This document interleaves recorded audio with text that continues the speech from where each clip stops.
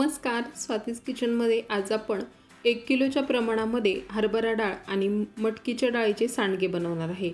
तर मटकीची डाळ अर्धा किलो, हरभरा डाळ अर्धा किलो, दोन्ही डाळी उन्हामध्ये चांगल्या वाळवून घ्यायच्या आहेत आणि त्यानंतर गिरणीवरून दळून आणायच्या आहेत। हे दळताना थोडंसं जाडसर असं दळून आणायचे। तर इथे मी डाळ दोन्हीही मिक्स करून घेतली आणि नंतर दळून आणलेली आहे। डाळ दळायला नेताना धुवून वगैरे न्यायची नाहीये, आणल्यानंतर पाकडून घ्यायच्या, उन्हामध्ये वाळवून घ्यायच्या आणि त्यानंतर दळायला द्यायच्या आणि थोड्याशा अशा जाडसर दळून घ्यायचं आहे ठोसर। ह्यात थोडंसं असं रवा डाळ राहिली पाहिजे, म्हणजे मग सांडगे छान होतात, खूप कडक होत नाही, मस्त खुसखुशीत होतात। तर हे आहे 1 किलोचं प्रमाण आपलं। 1 किलोसाठी आपण लसूण घ्यायचं आहे 100 ते 150 ग्रॅम। लसूण जेवढा जास्त घालताल तेवढे सांडगे चवीला छान होतात। इथे मी जवळजवळ हा 150 ग्रॅम लसूण चांगला सोलून घेतलेला आहे आणि जिरं घेतलेलं आहे 2.5 ते 3 चमचे जिरं घ्यायचे। लसूण जास्त घाला म्हणजे मग चवीला सांडगे खूप छान होतात। लसूण जिऱ्याचा फ्लेवर सांडग्यामध्ये मस्त येतो। तर आपण एकदम पारंपरिक पद्धतीने सांडगे बनवत आहे। या ठिकाणी मीठ घेतलेलं आहे 3 चमचे। आपला जो जेवणाचा चमचा आहे त्याने 3 चमचे मीठ वापरलेलं आहे। 1 किलोसाठी व्यवस्थित पुरेसं होतं। त्याचबरोबर लाल तिखट घेतलेलं आहे। लाल तिखट तुम्ही तुमच्या आवडीप्रमाणे घाला। ह्यात मी 1.5 चमचा लाल तिखट घातलेला आहे। त्यानंतर कोथिंबीर घालायची। कोथिंबीर एकदम बारीक चिरून घ्यायची, म्हणजे मग सांडगे तोडताना ही मध्ये मध्ये येत नाही, त्यामुळे बारीक चिरून घ्यायची। हे चांगलं मिक्स करून घ्यायचे। ह्यात 1 चमचाभर हळद घालायची आहे।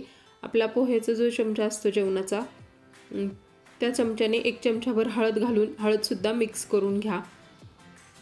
इथे मी लसूण आणि जिऱ्याचं एकदम बारीक असं वाटण करून घेतलेलं आहे। वाटताना थोडंसं पाणी घातलं तरी चालतं।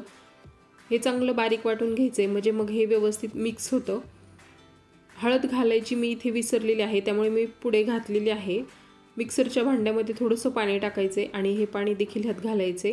त्यानंतर हे चांगलं मिक्स करून घ्यायचे आणि हे चांगलं आपल्याला आता मळून घ्यायचं आहे। तर इथे मी 1 चमचाभर हळद ॲड केलेली आहे। हळदीने रंग छान येतो सांडग्यांना। चांगलं मिक्स करून घ्यायचे आणि त्यानंतर हे मळून घ्यायचे। आपण जसं चपातीसाठी पीठ मळतो त्याप्रमाणे छान मळून घ्यायचे। खूप घट्ट करायचं नाही आहे, थोडंसं हे सैल ठेवायचे आणि जास्ती पण सैल ठेवू नका। आणि हे पीठ मळल्यानंतर आपल्याला अर्धा ते 1 तास किंवा 1-1.5 तास जरी तुम्ही भिजवून दिलं जास्त वेळ तरी चालेल। पीठ जास्त भिजलं जाईल तेवढे सांडगे छान होतात, तोडायला त्रास देत नाही। पीठ चांगलं मळून झाल्यानंतर वरून असं थोडंसं ओलसर करायचं आहे। हवं तर यावर ओला सुती कपडा झाकून ठेवला तरी चालेल किंवा मग हे असंच झाकून ठेवायचे आणि नंतर आपल्याला 1 ते 1.5 तासांनी किंवा 2 तासांनी सांडगे बनवायला घ्यायचे आहेत। सकाळी तुम्ही जेव्हा इतर घरातली कामं करता त्यावेळेस हे पीठ मळून ठेवलं तरी चालेल। घरातली कामं होईपर्यंत हे पीठ चांगलं भिजलं जातं। पीठ एकदम छान भिजलेलं आहे। एकदा हे सगळं मळून घ्यायचे। इथे मला गरज वाटत नाही त्यामुळे मी मळून घेणार नाहीये। त्यानंतर हाताला पाणी लावून घ्यायचे आणि अशा प्रकारे थोडं थोडं पीठ हातात घ्यायचे आणि हे असं लांबट आकारामध्ये ह्याला शेप द्यायचा आहे, म्हणजे मग हे सांडगे तोडायला सोपं जातं। पीठ जास्त भिजलं की सांडगे कडक होत नाही। जर जास्त पीठ तुम्ही घट्ट मळलं कमी पाण्यामध्ये तर हे सांडगे खूप कडक होतात आणि तोडायला सुद्धा खूप त्रास देतात। तोडताना हात पण खूप दुखतो, त्यामुळे सांडग्याचं पीठ जे आहे ते खूप घट्ट करायचं नाही आहे आणि प्रत्येक वेळेस तोडताना हाताला पाणी लावून घ्यायचे आणि नंतर तोडायचे आहेत। हाताला पाणी लावून घेतलं की हे पटपट तुटतात आणि हाताला जास्त पीठ चिकटत नाही। खूप मोठ्या आकाराचे सांडगे घालायचे नाही। ह्याची जर तुम्ही भाजी बनवणार असाल तर भाजीमध्ये भिजल्यानंतर किंवा शिजल्यानंतर हे सांडगे खूप मोठे होतात, त्यामुळे थोडेसे मीडियम साईजमध्येच तोडायचे आहेत। त्याचबरोबर एकदम गोल आकाराचे सांडगे तोडू नका, सांडगे असे काटेरी छान वाटतात। 4 ते 5 बोटाच्या मध्ये पीठ घेतलं की तोडायलाही सोपं जातं आणि सांडग्यांना असा मस्त काटेरी आकार येतो। सगळे सांडगे तोडून झालेले आहेत। सांडगे तोडल्यानंतर उन्हामध्ये दिवसभर छान वाळून घ्यायचे, दुसऱ्या दिवशीही वाळवायचे। हवं तर तिसऱ्या दिवशीसुद्धा तुम्ही ताटामध्ये हे थोडेसे ठेवून ऊन देऊन घ्या। चांगले वाळल्यानंतर हे सांडगे वर्षभर व्यवस्थित टिकतात आणि खायला पण खूप मस्त लागतात हे सांडगे।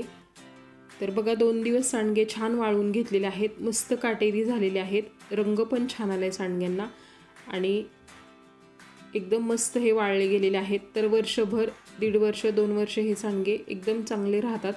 हवं तर अधूनमधून ह्याला 2-3 महिन्यानंतर थोडा वेळ उन्हामध्ये ठेवा। एकदम मस्त सांडगे झालेले आहेत। तर तुम्ही सुद्धा या पद्धतीने बनवा। व्हिडिओ कसा वाटला ते मला कमेंट करून सांगा। व्हिडिओ आवडला असेल तर लाईक करा, शेअर करा। सांडग्याची भाजी कशी बनवायची याचा व्हिडिओ मी याआधीच अपलोड केलेला आहे, त्याची लिंक मी डिस्क्रिप्शन बॉक्समध्ये दिलेली आहे, नक्की चेक करा। व्हिडिओ संपूर्ण पाहिल्याबद्दल धन्यवाद।